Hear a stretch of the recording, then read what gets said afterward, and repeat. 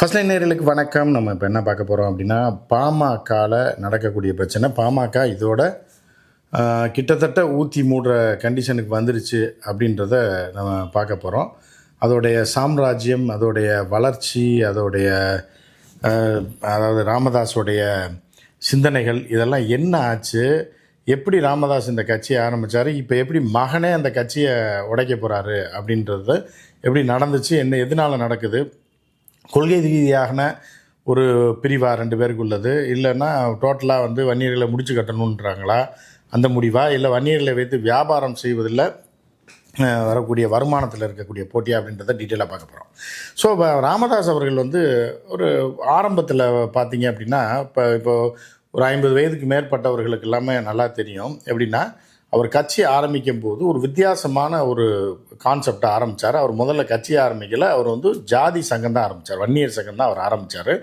அது எல்லாருக்குமே தெரிஞ்சிடும். அது ஒரு பெரிய மைனஸ். அவர் கட்சி ஆரம்பிச்சிருந்தாருன்னா இவ்வளோ கூட்டம் வந்திருக்காதுன்றது வேறு.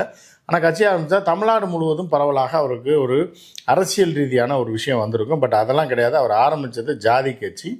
அவர்கள் ஜாதிக்கு இடஒதுக்கீடு வேண்டும் என்பதற்காக சரியான நேரத்தில் அது யதார்த்தம் அமைஞ்சதா இல்லை திட்டமிட்டு அமைஞ்சதான்னு தெரியல.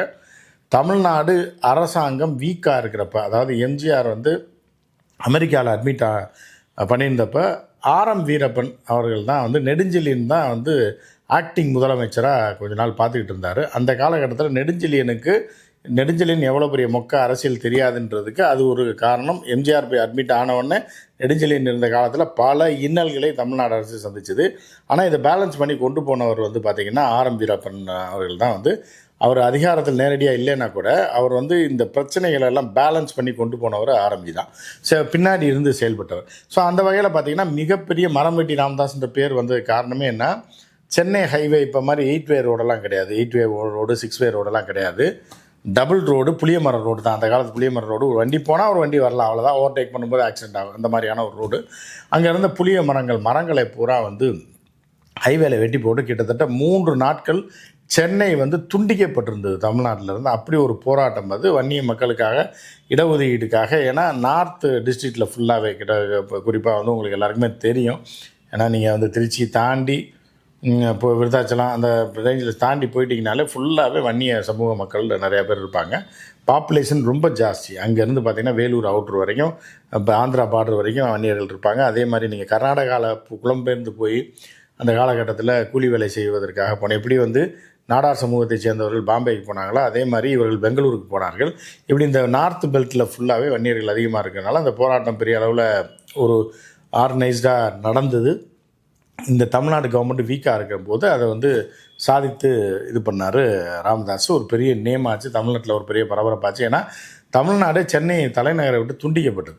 ஸோ அப்படிலாம் ஆரம்பித்தவர் என்ன ஆச்சுன்னா, அவருக்கு ஒரு நேம் இருந்தது. ஜாதி சங்கத்தை ஆரம்பிச்சிருந்தா கூட பிற்காலத்தில் அவர் ஒரு அரசியல் கட்சியை அதை மாற்றிட்டு அவர் அந்த காலத்தில் சொன்னார், இந்த வாரிசு அரசியல்லாம் இருக்கக்கூடாது, என் குடும்பத்தில் யார் வந்தாலும் என்னை சவுக்கால புளிய மரத்தில் கட்டி வச்சு சவுக்கால் அடிங்கன்னாரு.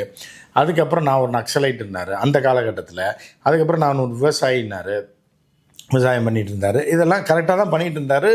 அவர் ஒரு நேர்மையான ஒரு மனிதராக, ஆனால் தன்னுடைய ஜாதிக்காக செய்யக்கூடிய ஒரு மனிதராக இருந்தார். அந்த காலகட்டத்தில் அவர் இந்த அவங்க ஜாதியில் பார்த்திங்க அப்படின்னா, அந்த மரம் வெட்டி அந்த போராட்டத்தின் போது உயிரிழந்தவர்களை தியாகிகளாக அவர்கள் ஜாதியில் கொண்டாடுவாங்க. கொண்டாடும் போது கூட அது தாண்டி வன்னிய சமூகத்துக்கு பெரிய அளவில் செஞ்சவர் ராமதாஸ்.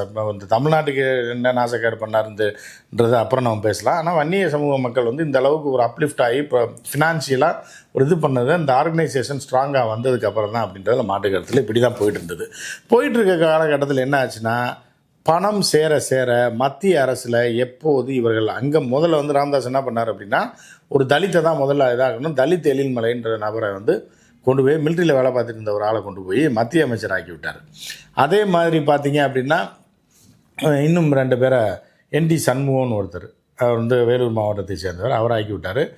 இவர்களெல்லாம் என்ன பண்ணாங்கன்னா, திறமையாக செயல்படாமல் என்ன பண்ணால், கிடைக்கிற காசை லஞ்சமாக அடிச்சுட்டு அவங்க குடும்பத்தை வளமாக்கிட்டாங்க. தவிர கட்சிக்கு எதுவுமே பிரயோஜனம் இல்லாமல் ஆச்சு. என்டி சண்முகத்தினாலும் இல்லை, தலித் எலிமெண்ட்னாலும் பிரச்சனை இல்லை. உடனே ராமதாஸ் கூப்பிட்டு கேட்குறாரு, 2 பேரையும் கட்சியை விட்டு. என்டி சண்முகம் கூட இருந்தாருன்னு நினைக்கிறேன். பட் இவர் டப்புன்னு ஒரு பெரிய அமௌண்ட் அடிச்சுட்டு, டப்புன்னு பெரிய அமௌண்ட்லாம் கிடையாது, அந்த காலத்தில் அந்த ஆளுக்கு தெரிஞ்ச இதை அடிச்சுட்டு அவர் ஏடிஎம்கேல போய் சேர்ந்துட்டார். ஸோ அதுக்கப்புறம் தான் என்ன பண்ணுறாருன்னா, ராமதாஸ் ஒரு இதுக்கு வராரு, யாரை நாம் போட்டாலும் வெளியால் போட்டாலும் சம்பாதிக்கிறதுல கரெக்டாக பங்கு தர மாட்டான், அவனுக்கும் போய் சம்பாதிக்க தெரியல, சம்பாதிக்கிறதுலேயும் பங்கு தர மாட்டான், அவன் அடிச்சுட்டு வேறு கட்சிக்கு ஓடி போயிடுறாங்க. ஸோ அதனால் நம்ம மகனையே ஆக்கலான்னு சொல்லி தன் கொள்கையில் குப்பையில் போட்டு மிதிச்சுட்டு சவுக்கால என்னை அடிங்கன்னார்ல, அதெல்லாம் மறந்துட்டு என்ன பண்ணுறாருன்னா மகனை உள்ளே கொண்டு வர்றாரு. சரி, இதுதான் ஆரம்பத்தில் நடந்தது. மகனை உள்ளே கொண்டு வந்தோன்னே என்ன ஆச்சுன்னா, மகன் வந்து அப்புறம் அப்பா நடக்க முடியல, நின்று பேச முடியல. ராமதாஸ் கிட்டத்தட்ட 58 வயதுக்கு பிறகு அவர் மேடையில் நின்று பேசினதே கிடையாது. 54 வயசுக்கு அப்புறம் அவருக்கு மூட்டு வலி பிரச்சனை வந்ததுனால அவர் உட்காந்துட்டு தான் பேசுவார். அந்த தமிழ்நாட்டிலே இந்த உட்காந்துட்டு பேசுகிற ஸ்டைலை கொண்டு வந்தது ராமதாஸ் தான். ஸோ இப்படி இருக்கும்போது இருந்தார். காடு வெட்டி குரு பெரிய அளவில் அந்த கட்சியை வளர்த்து எடுத்தார். அந்த ஜாதி சங்கத்தையும் கட்டுக்கோப்பாக வைத்திருந்து அவர் சொன்னால் மீற மாட்டாங்க. அதாவது இவர் வளர்ந்ததற்கு முக்கிய காரணம் யார் அப்படின்னு, அதாவது வன்னிய மக்களை பிராண்ட் யாருன்னா ராமதாஸ். ராமதாஸை தூக்கி பிடித்து 2 தூண் மாதிரி ஸ்ட்ராங்காக பிடிச்சது யாருன்னா, ஒன்று காடுவெட்டி குரு, இன்னொன்று வந்து ஜிகே மணி. ஜிகே மணி அமைதியான மணி தான். இந்த கட்சியை ஊருக்காரங்கள சொந்தக்காரங்க மாதிரி நேரடியாக போய் பார்த்து கட்சியை தெரு சந்து முக்கிலெல்லாம் வளர்த்தவர் ஜிகே மணி மற்றும் வந்து காடுவெட்டி குரு. சரி, அந்த 2 பேர் தான் கட்சியை வளர்க்குறாங்க. அதுக்குள்ளே வந்து கொஞ்சம் வயசாகி ஒரு மெச்சூரிட்டிக்கு வராரு அன்புமணி ராமதாஸ். உடனே அன்புமணி காடுவெட்டி குருவை இறக்கி உள்ள எம்எல்ஏவோட நிறுத்திட்டார். ஏன்னா காடுவெட்டி குருவுக்கு வந்து இங்கிலீஷ் தெரியாத அது பல பிரச்சனைகள் இருக்குது. அவர் லோக்கலில் தேவைன்றதுனால மத்திய அரசுக்குள்ளே இறக்கி விடலை. ஆனால் வந்து என்ன பண்ணுறாருன்னா, மகனை வந்து பெரிய படிச்சிருக்கிறதுனால எம்பிபிஎஸ் படிச்சிருக்கனால இறக்கி விட்டார். அன்னைக்கு பிடிச்சது தான் அவருக்கும் சனி பிடிச்சிருக்கு, இந்த கட்சிக்கும் அவருடைய சங்கத்துக்கு சனி பிடிச்சது. அப்போ தான் மகனை இறக்கி விட்டவுடனே என்ன ஆச்சு அப்படின்னா, மகன் கட்டுப்பாட்டில் கொஞ்சம் கொஞ்சமாக கட்சி போகுது. ஏன்னா அப்பாவுக்கு வயசாகிடுச்சு, அவர் வர முடியலன்னா எல்லா டீலிங்கும் அவர் பண்ணுறாரு. பெரிய அமௌண்ட்டு சேருது. அதாவது தன்னுடைய வாழ்நாளில் கற்பனையில் கூட நினைத்து பார்க்க முடியாத அளவுக்கு பணம் அவர்கள்ட்ட சேருது. சேர்ந்தவுடனே ஒரு கட்டத்தில் என்ன ஆகுது அப்படின்னா, அன்புமணி ராமதாஸ் அப்படியே பிரிகிறாரு. சௌமியா அன்புமணி அவர் என்ன சொல்லியிருக்காருன்னா, ராட்சசின்னு தான் சொல்லலை, என்ன சொல்லியிருக்காரு அப்படின்னா பத்திரகாளின்னு இருக்கார். யார்? ராமதாஸ் அவர்களே அவர் வாய்னாலே சொல்லியிருக்காரு அது ஒரு பத்திரகாளி அப்படின்னு. அப்போ பத்திரகாளின்னா நீங்கள் புரிஞ்சுக்கங்க, சரியா?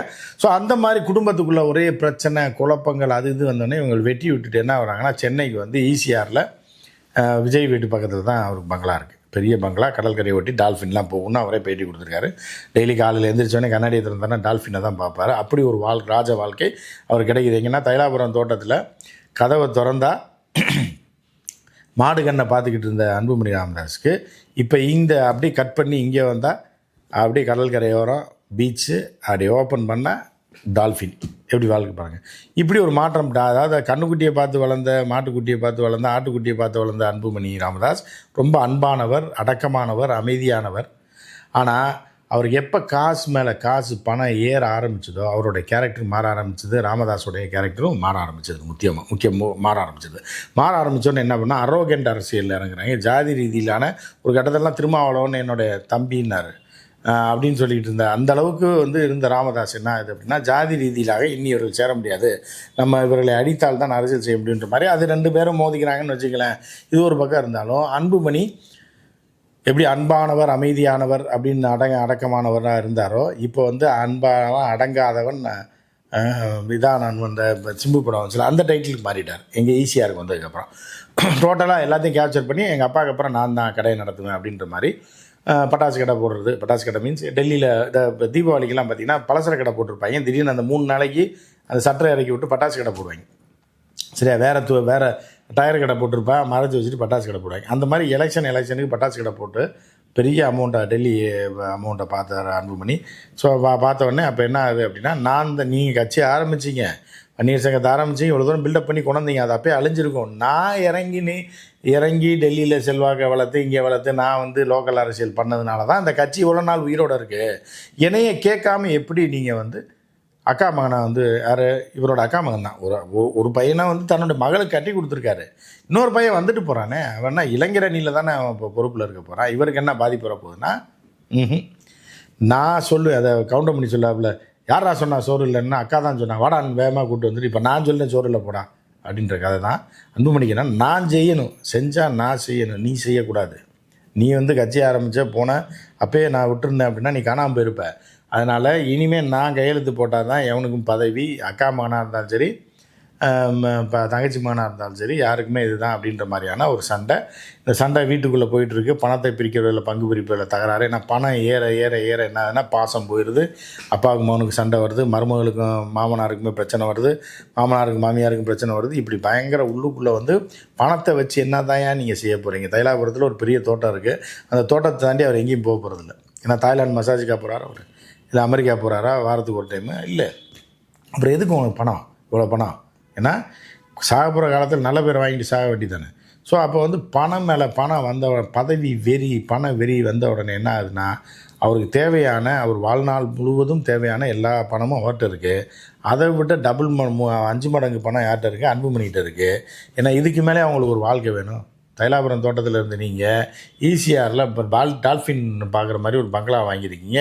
நூற்றுக்கணக்கான கோடிகளை செலவு பண்ணி வாரி அரைச்சிருக்கீங்க. இவ்வளோ சொத்து இருக்குது. வெளிநாட்டில் சொத்து வச்சுருக்கீங்க, வெளிநாட்டில் விதைச்சி வச்சுருக்கீங்க. ஐநாவோட டையை போட்டு இப்போ பசுமை தாயம்னு வச்சுட்டு அதில் ஒரு அமௌண்ட்டை அதன் மூலமாக ட்ரான்ஸ்ஃபர் பண்ணி வெளிநாட்டில் வச்சுருக்கீங்க. இவ்வளோ சம்பாதிச்சதுக்கப்புறம் உங்களுக்கு எதுக்கு பண வெறி, பதவி வெறி வருதுன்னு தெரில. பதவி வரத்தான் போகுது. பதவி வந்தால் நாளைக்கு மத்திய அமைச்சர் எம்பி சீட்டு கொடுத்து அக்கா மகனுக்காக கொடுக்க போகிறாங்க. அன்புமணிக்கு தான் முதல் சாய்ஸாக கொடுக்க போகிறாங்க. அப்புறம் எதுக்கு வயிற்றுச்சா அந்த பையன் வந்துட்டு போகிறான் அப்படின்னு விடலை. ஸோ இது என்ன ஆயிடுச்சுன்னா, இப்போ அன்புமணி ஈசிஆரில் ஒவ்வொரு மாவட்ட செயலாளரையும் கூப்பிட்டு எங்கள் அப்பாவை துரத்தி விட்ருவோம் அப்படின்னு ஒரு முடிவு கொண்டாப்புல. இனி வந்து ஒட்டும் கிடையாது, உறவும் கிடையாது. நீ 2 பேருக்கு செட்டே ஆகாது. அதிகாரத்தை என் கையில் கொடு, இல்லைன்னா போயிடுன்னு. அவர் என்ன சொல்கிறாருன்னா, கலைஞர் சாக வரைக்கும் அவர் தானே என் தலைவராக இருந்தார். அதனால் பொறுமையாக இருந்த அவர் மகன் தானே முதலமைச்சர் ஆனார். அது உனக்கு புரியலையா? நான் செத்ததுக்கப்புறம் நீ வா, இருக்கும்போதே எல்லா அதிகாரத்தையும் நீ எடுத்துக்கிறேன்னா என்ன அர்த்தம் அப்படின்னு சொல்லி கலைஞரை மேற்கோள் காட்டி ராமதாஸ் பேசுகிறாரு. அன்புமணி என்ன சொல்கிறாரு, நீ கலைஞரும் கிடையாது, நான் மு க ஸ்டாலின் கிடையாது, சரியா? இது வரைக்கும் பொறுமை காத்துட்ருக்காது. எதாக இருந்தாலும் என்கிட்ட கேட்டு தான் செய்யணும், இல்லைன்னா துரத்தி விட்டுருவேன்ட்டு. இப்போ 2 பேருக்குமான வார் பயங்கர தீவிரமானவொன்று என்ன ஆச்சுன்னா, இந்த தோட்டத்தில் தைலாபுரம் தோட்டத்தை கட் பண்ணிட்டாங்க. இனி யாரும் அந்த பக்கம் போக மாட்டாங்க. இப்போ அன்புமணி வந்து இப்போ ஈசிஆர் ரோட்டில் உள்ள வீட்டில் கடற்கரை பங்களாவில் ஒரு ஆஃபீஸ் மாதிரி ஓப்பன் பண்ணி அங்கே தான் எல்லா மாவட்ட செயலாளரையும் கூப்பிட்டு பேசிகிட்டு இருக்காப்புல.